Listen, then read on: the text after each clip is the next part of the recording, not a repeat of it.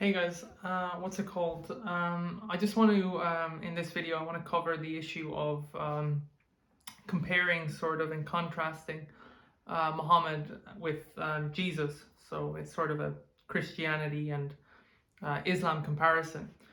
One of the things I just want to point out first and foremost is that obviously, in terms of our approach with people, we're called obviously to be respectful and loving. But that does not mean that we tolerate, but we don't respect obviously the thing that they're doing, the practice that they're doing. So if someone is doing something that's inherently sinful, we respect and love them as a person, but we don't respect the thing that they're engaging in. So from the Christian perspective, if you look at something like Islam, we obviously view it as Christians as something that's idolatrous, right? It's idolatry. So it's not something that, we respect that they do, but as people, we respect them and we love them and we try and encourage them to seek and find the truth. That's just the first thing I want to say because, my experience with Muslims in the past is you'll often find that they'll say something like, well, you have to respect our book, right? Our Holy Quran, you have to respect it and you have to respect our Prophet. But the problem with that statement is that they don't do the same for us because they obviously view the Bible as corrupt. They have no problem saying that. And then they don't view Jesus as the Son of God. They view him as a prophet.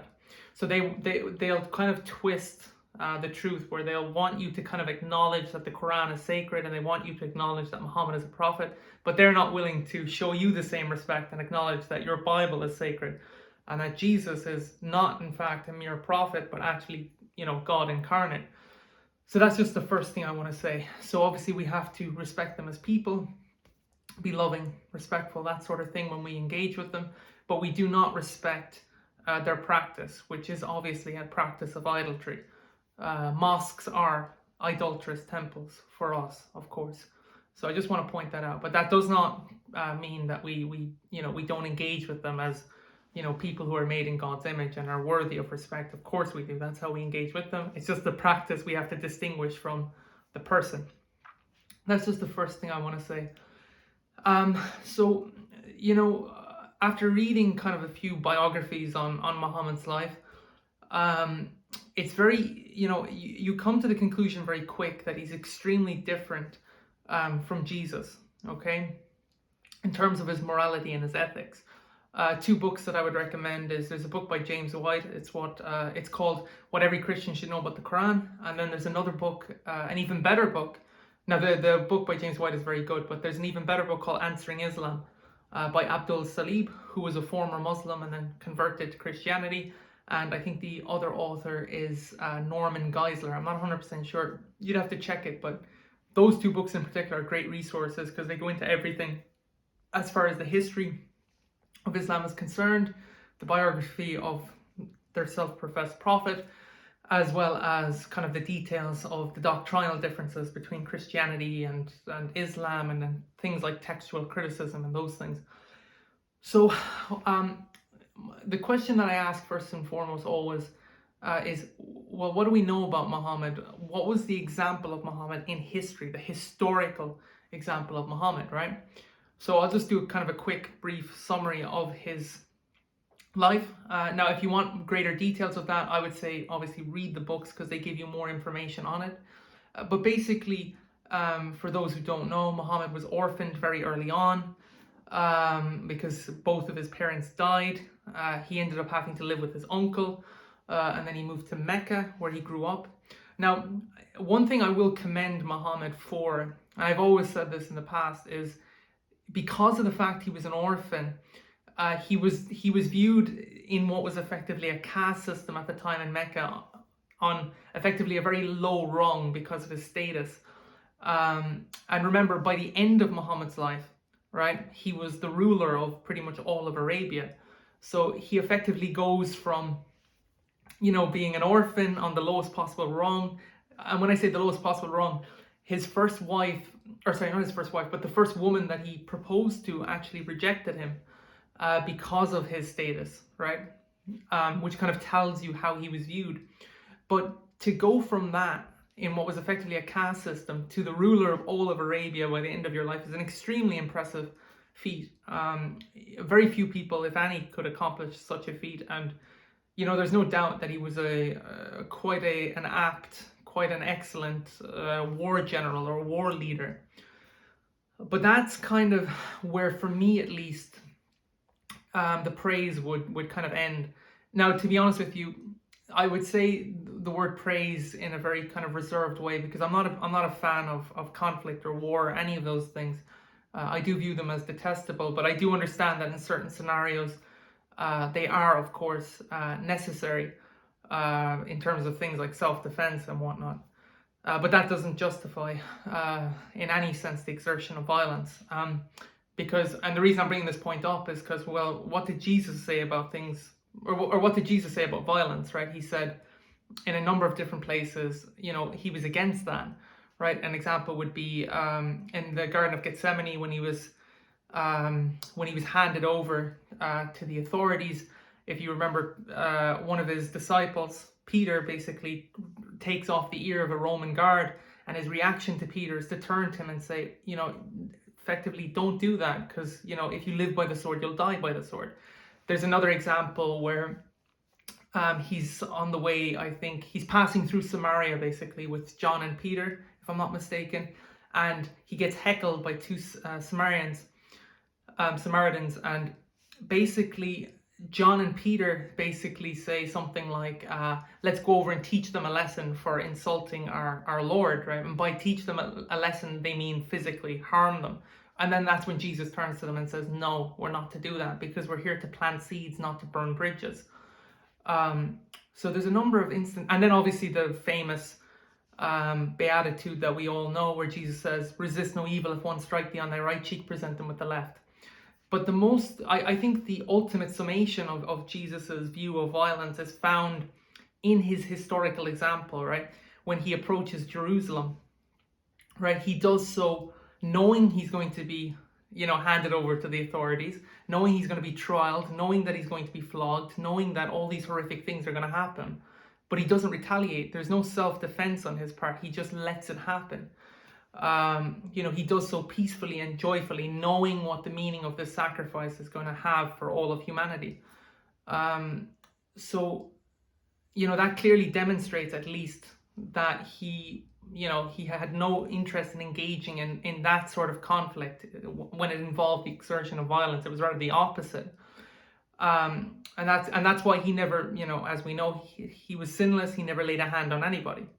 And he was clearly against violence and spoke out against it in regard to the examples that I just gave. Now, the question is, how is Muhammad portrayed in light of that? Because remember, Muhammad is viewed as a continuation of the prophetic tradition, right? So if that's the case, right, and he's bringing a final revelation, or a revelation that's consistent with everything that came before, then the word consistent is the key word here. It should be consistent, right? It should line up pretty well with everything we've seen before. So if Jesus is telling us this is how God views violence, right, in terms of it's something that's detestable, that we should never, engage with fellow people in that way. Even Paul, obviously, in his epistles constantly talks about things like, loving your enemy, which is the same thing that Jesus says. He's just reiterating it. But the point is that, people that do horrible things to you, you're supposed to forgive them. You're supposed to be rich in mercy, because God himself has been rich in mercy to you. And that's the example you're given, and it's the example you're expected to enact, to the people around you. So the question is well, how does Muhammad's revelation and his morality and ethics stack up to that? So I gave the example of Jesus approaching Jerusalem. The example that we could use that's similar to that in the Islamic tradition and the historical reality of Muhammad would be when he comes back to Mecca. So for those who don't know, Muhammad, when he tried to set up his religion in Mecca, was not received very well by the pagans. In fact, they wanted to kill him, right? So that ended up causing him to effectively have to go into hiding. So he leaves Mecca and he goes to a place called Medina. And while in Medina, he obviously amasses a huge following, army, whatever you want to call it. And then he ends up coming back to Mecca later on, and he conquers all of Mecca, right? So these are two different examples, right? You have Jesus obviously approaching Jerusalem, knowing it's going to be, a time of suffering, knowing that he's, going to have to go through the trials and tribulations that he's going to have to go through, and he doesn't retaliate. Whereas Muhammad, approaching Mecca, has a completely different focus in mind. His focus is, I'm going to basically take over Mecca, and anybody who gets in my way, I'm going to cut them down. Now, the question is are these two examples similar, right? Are the morality and the ethics of both these people, are they lining up very well? Well, I think the clear answer is no, right? One obviously was not, was completely against the exertion of violence. The other one had no problem using it when it was convenient. So there's another thing, for example, for those who don't know, in Islam, it's called just warfare, expansionist warfare, which is that within the Muslim position on evangelism or territorial claims of power, you are allowed to exert violence in those instances that allow you to take over territories, right? To expand the faith, to expand the religion. In other words, you could call it expanding through the sword, right? And then again, this of course is in line with Muhammad's own example, right? Because a lot of early Islam, particularly when he was developing the religion, involved him having to go into different places. There's in Abdul Salib's book Answering Islam, he talks about how early on Muhammad was going to basically these caravan sites, and he was going in plundering them. Plundering them meant effectively going in there, killing everyone that got in his way, and then taking their resources to kind of build up his army.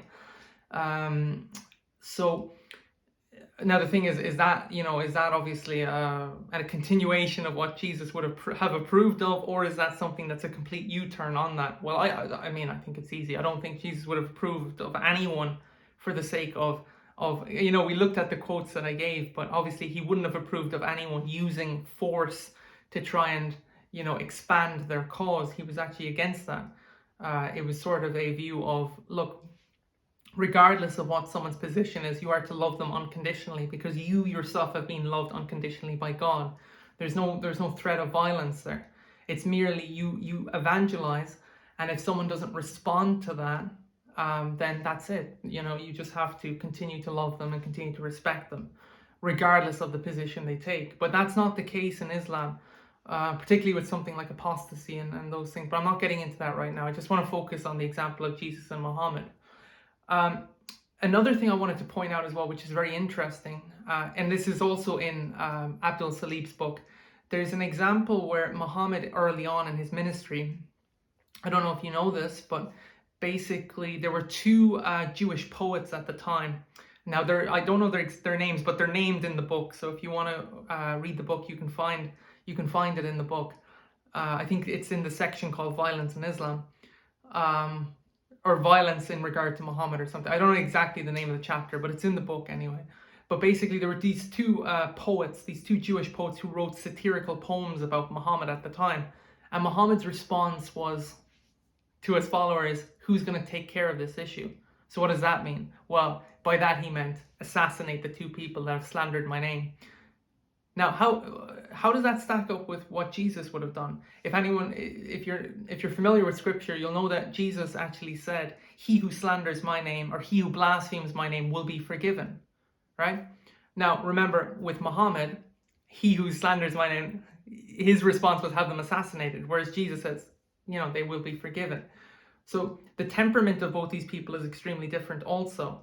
One had a temperament of, if someone insults me or slanders me, I'm rich in mercy, they will be forgiven.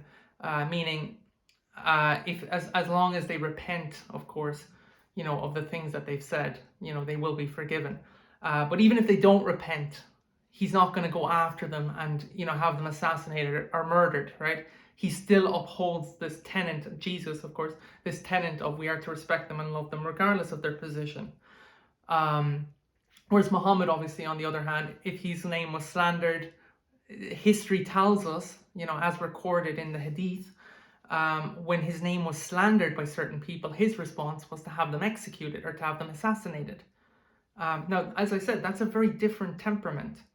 And obviously you have then the fact that in regard to Muhammad's ministry, particularly towards the end, most of his ministry was obviously built up through the exertion of violence, right? Going to the surrounding areas in Arabia and taking them over by force and forcing people to submit. You know, there's a number of different Muslim authors that came after Muhammad that wrote, it's actually, if you go into What Every Christian Should Know About the Quran by James White, he actually has a quote from one of those early Muslim authors who basically said, I don't know his name, but it's in the very first page of his book, it's in his introduction.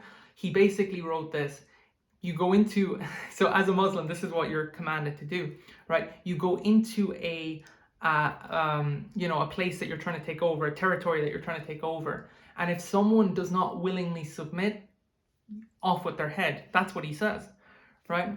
And that, of course, is very much so in line with obviously the things Muhammad would tell his followers. Now, you know, I gave the examples with Jesus. He wasn't obviously advocating for that.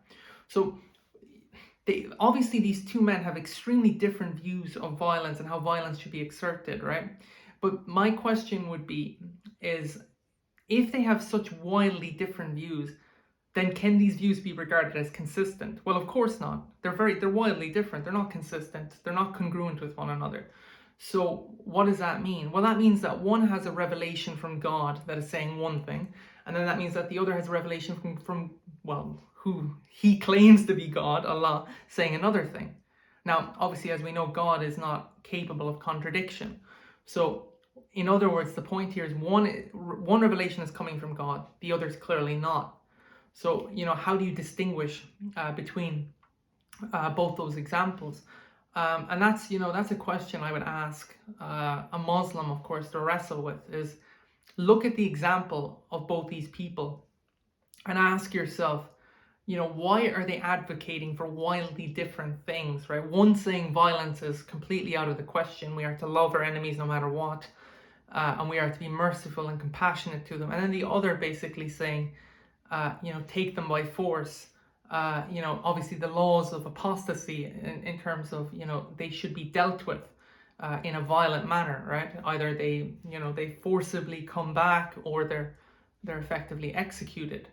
That's not an example of mercy or compassion or showing love and respect to someone in terms of their position. The other, just to wrap up, a few quick things I also want to mention as well is, obviously, Muhammad also had this policy of zakat, right, which is this kind of, I think that's what it's called, but it was a currency that Christians had to pay within a Muslim state in order to have protection by the state.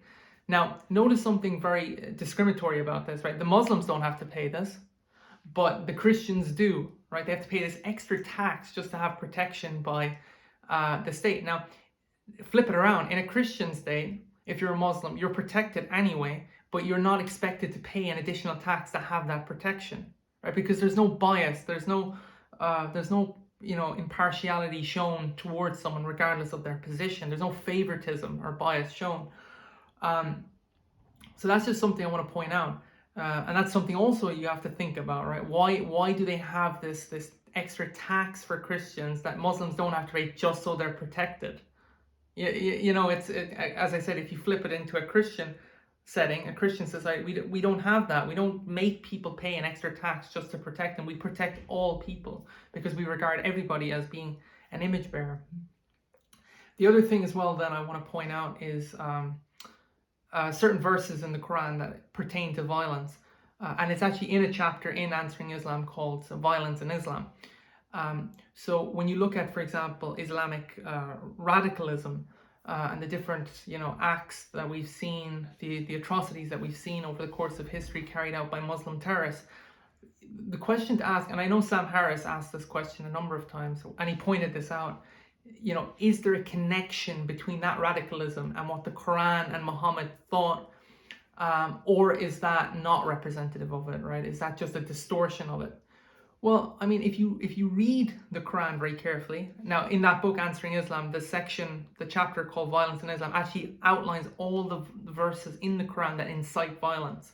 And there's something like 20 or 30 verses that talk about, for example, I'll just give you an example. There's a verse that talks about how Christians and Jews are to be dealt with. And it says stuff like they're not to be trusted. And as soon as their back is turned to you, that's when you take them, basically, whether that means persecute them or take them captive or force them to submit or exert violence on them. There's a number of verses like that which talk about how to deal with apostates and people outside of Islam, how they are to be viewed. And all those verses incite violence in some shape or form. They don't incite an image of respect or love for these people because they're outside of that ideology that Muhammad was putting forth. So, and then there's other verses, and also in the Hadith as well, which basically says stuff like, who's going to stand up for Allah, in the sense of, who's going to go into the battlefield and who's going to take out the people who are not worshipping him. Basically, who's going to exert violence on the individuals that aren't within the Islamic faith system, right? So if you read those verses and you take them seriously and literally, what is that telling you to do as a Muslim? Well, it's quite clear. Those are very radical teachings and tenets. They're telling you to go out and engage in some, radical act. So when you see these radical acts, the question is, are they consistent with, one, what the Quran and the Hadith teach, as well as what Muhammad himself would have upheld? And I think when you look at the historical evidence of his life, and then you look at what he wrote, I think it's quite clear that they're very much in line with one another, right? The best way to describe it, and I know Nabil Qureshi said this in one of his talks, and I thought this was a very apt way of summing it up. He said that the view that Muslims have of Islam and Muhammad in their heart is not the historical Islam and the historical Muhammad. In other words, a lot of the Muslims, particularly the ones that are friendly and nice, what they don't realize, and I find this quite funny, what they don't realize is they're actually not representing their faith very well. Because if they were, they'd be taking seriously the verses that tell them, the people who aren't Muslim, you are to effectively treat them in this way, in this very kind of loathsome, detestable way. They're to be viewed as the lowest of the low because they're not within, your faith system. But when they're extremely friendly and they're nice and they're, patient or whatnot, they don't realize that they're not upholding their own religion very well, because if they were, they wouldn't be behaving in that way. They're actually behaving in a more Christian way, in line with what Jesus thought than what Muhammad thought, which I always find quite funny.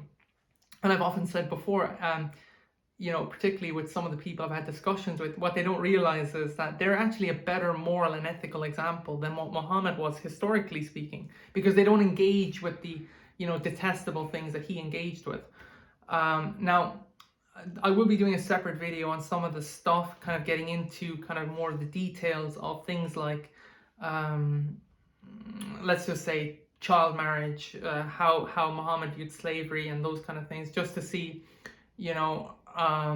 how we are to interpret those things, right? Whether we interpret them as something that, like, is this something God would condone, or is this just something that Muhammad, thought for the sake of advancing his own agenda? So that is, that is something we will look at later on. But I think, the main takeaway here, obviously, is that you have two historical people who thought wildly different things. They had a wildly different morality and ethics from one another that isn't consistent, isn't congruent, right? Which means their revelations are coming from different sources. Their inspiration is coming from different sources. Now the question is which revelation is coming from God, and which revelation is coming from, well, either a man or perhaps a sinister source, let's just say. That's the question you kind of have to ask, and that's the thing you have to wrestle with, I think, because I find it very bizarre how in the 21st century, how, and I've brought this point up before and I find it quite interesting, is that to be a good moral and ethical example, you don't even have to be Muhammad himself. And the reason I say that is because there are actually verses in the Quran, there's one in chapter 60 something and there's one in chapter 30 something, where Allah identifies Muhammad as the ideal man. He's the pattern of conduct for all Muslims, in terms of how they are to behave, how they are to, go about their day, that sort of thing. Like there's this tradition, for example, that as a Muslim, when you enter the bathroom, you do so with your left foot first. And by the way, what Muslims don't realize is that's a form of worship. Because if worship is sort of a form of imitation, right? Because someone is so revered that they're exalted to a point that they're worthy of imitation, you are in turn worshipping them. So whether they see it or not, Muhammad is actually in some sense, to some degree, exalted and deified within their own faith. And it's even part of their kind of, their version of like a baptismal formula, right? The Shahada, right? Notice how in the Shahada you have to declare that Muhammad is God, but then you also have to declare that Muhammad is his messenger. It's almost like he has a consort, right? It's and that's something to think about. It's like, why is that there? What, you know, like, because think about it. There's other prophets in Islam as well. Why is the focus always on Muhammad and, you know, to the detriment of everyone else? When, as I've said before, there are a number of different people over the course of Christianity, and even outside of Christianity, that I would say on a moral and ethical level we're head and shoulders above Muhammad, yet Muhammad is identified as the ideal man in the Quran and in the Hadith. So, you know, that's something to ask yourself, why is that, right? And is that true, or is that just something that his radical followers came up with to kind of continue his lineage and to continue his, you know, what it was that he was espousing at his time and what he wanted to espouse for the rest of time as part of his, you know, newly formed religion. You know, these are questions to ask, these are questions to wrestle with, and yeah, I do hope at a later point to kind of delve into some of the specifics. But I do want to say, I don't mean any of this in an offensive way. I'm just looking at this objectively. I'm trying to understand the differences between both these men and understand whether they're consistent with one another. Because if the Islamic view is that Muhammad is a prophet, then his revelation should be consistent with the revelation that came before. And what you see, as I said, when you analyze these things objectively, and that's why I certainly recommend reading these books that I've suggested a number of times, is because they actually go through these things very well. You know, why are there such discrepancies between the two? You know, why is Jesus saying one thing and then Muhammad completely saying something else? When Jesus saying this is from God, then Muhammad completely contradicts it with a perversion of that, right? Because as I said, Jesus says, if you live by the sword, you'll die by the sword. Muhammad's interpretation of that clearly historically in terms of his exertion of violence and just warfare and defensive expansionist warfare was, unless you live by the sword, you'll die by the sword. So it's a clear perversion of that, as well as other things.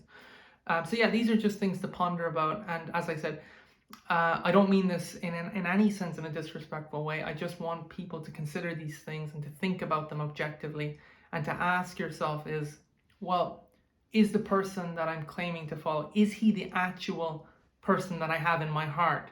Or is the historical evidence of that person wildly different, that confirms that he was wildly different from how I think he is? So, you know, if I view someone as glorious and perfect, but then history tells me that they did all these detestable things, why am I overlooking those detestable things? I know it can be painful to get past reverence that you might have built up for someone as a consequence of some form of indoctrination. Now remember, you don't have to, as I said, you don't have to do that with Jesus. The historical evidence of Jesus is very clear, that he was sinless, that he didn't do anything. And I always find that very interesting, by the way. I just want to add this point in as we come to a close, is that even when atheists like Dawkins or Sam Harris speak about Islam and Christianity, they both recognize that Jesus was a good moral example. Now, I know Jesus is much more than that, but for them, they view him as a good moral teacher. But they both recognize that Muhammad was absolutely not that he was a, you know, I don't know how to describe it without being offensive, but he was certainly bloodthirsty, and he was certainly hell-bent on territorial claims of power through, obviously, the implementation of violence. You know, so those are two wildly different examples, as I said, and I just would like, obviously, for people to consider these things and to ask yourself, you know, is the person I'm following, or the person that I have in my heart, as Nabil Qureshi said, the actual, you know, historical person, the person of history?